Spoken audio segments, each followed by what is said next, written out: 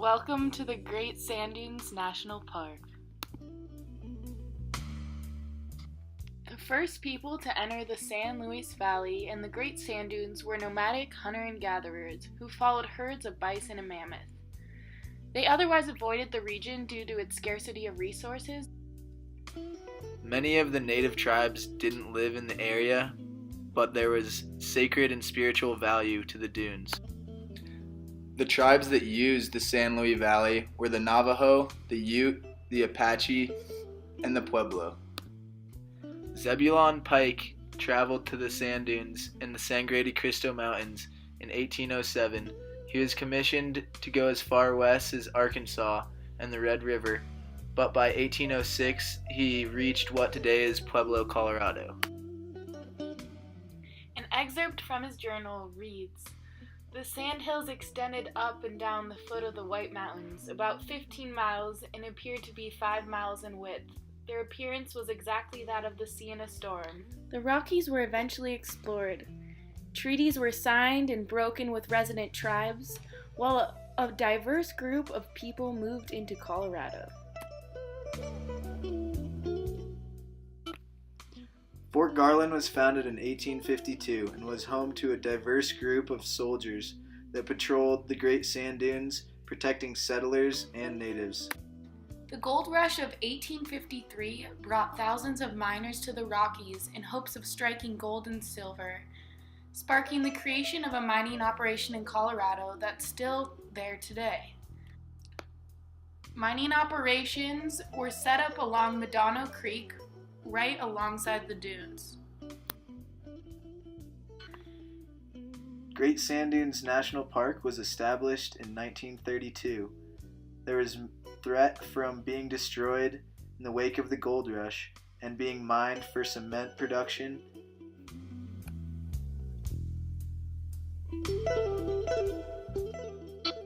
Concerned locals sparked a movement to protect this serene landscape.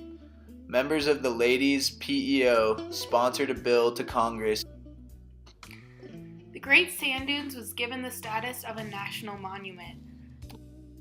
A similar surge of support in 1990 pushed for the monument to be expanded into a national park and preserve in 2000. The status was officially granted in 2004.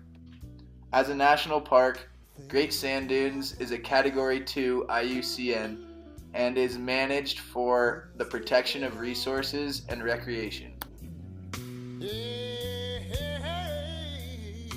As in all national parks, there are certain direct threats that managers need to be on the lookout for. One such threat are the rare plants, animals, and insects at the valley bottom sites of the sand dunes.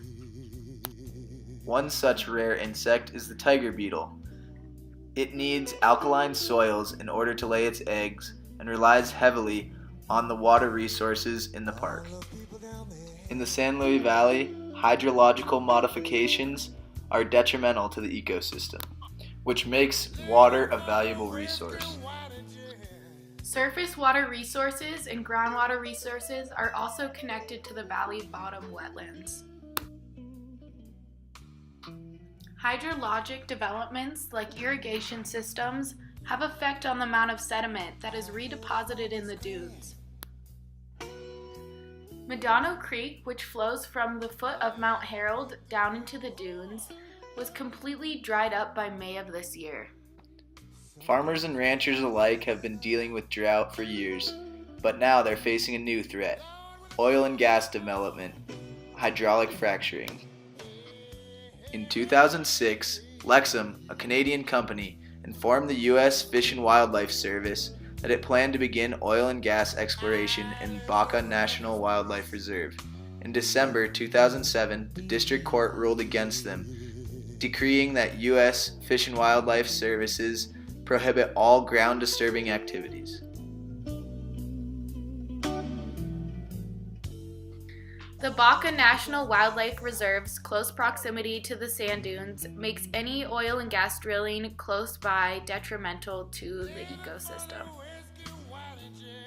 The Bureau of Land Management planned to lease more than 18,000 acres of public land in southern Colorado to oil and gas development in September 2018.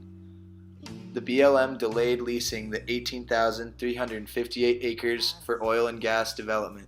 The Navajo Nation asked the BLM to delay the decision for consultation. If fracking were permitted, wildlife inside and outside the park boundaries would be affected. The overlap between migratory corridors of elk herds and bighorn sheep with oil drilling sites would be very negative. Here are the 3 key management principles. Protected area managers need to intervene so that the impacts of human-caused threatening processes are reduced. The Bureau of Land Management, BLM, has intervened with the petition to drill on David Watts' property. His property is located adjacent to sacred lands that the Navajo Nation purchased last year. The Navajo Nation has requested consultation on the matter. The land that Mr. Watts and his oil and gas company, eBOGO, want to drill are less than 1 mile from the Great Sand Dunes National Park. For now, oil and natural gas development has been halted, but many community members support oil and gas development because of the economic uncertainty of the area.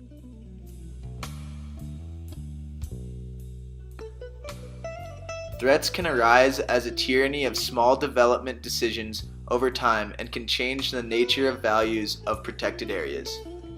With Great Sand Dunes National Park, the BLM is looking at opening lands to potential oil and natural gas leases that would be open to hydraulic fracturing to extract oil and natural gas.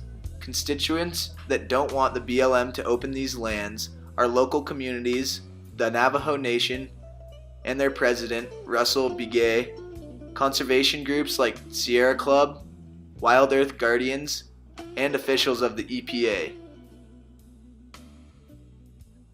The BLM, community members, and conservation organizations must work together in collaboration to balance resource extraction with recreation and preservation.